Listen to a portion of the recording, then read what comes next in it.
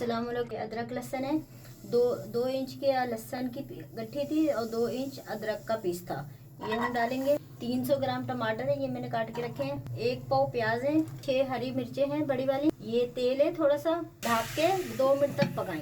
नाज़रीन 2 मिनट हो गए, इसे ग्राइंड कर लेंगे चाहे सिल। ये मेरे पास 200 ग्राम तेल है। 3 पाव चिकन है, ये डालेंगे।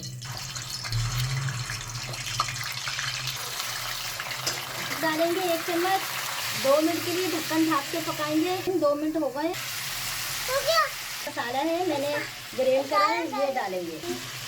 1 चम्मच जीरा कुटा हुआ, थोड़ी सी हल्दी, 1 चम्मच कश्मीरी मिर्च, 1 चम्मच धनिया कुटा हुआ, 1 चम्मच लाल मिर्च। नाज़रीन 2 मिनट हो गए। हम आधा किलो आलू है और मैंने 1 किलो मटर लिए थे, जिसमें से आधा किलो दाने निकले। मटर के साथ 2 मिनट पकाएंगे हम। ये 2 गिलास ग्रेवी के लिए पानी डालेंगे। 10 मिनट तक ग्रेवी को पकाएंगे। आधे चम्मच गरम मसाला डालेंगे। चूल्हा बंद कर देंगे। एक नई वीडियो के साथ फिर दोबारा मिलेंगे। अल्लाह हाफिज।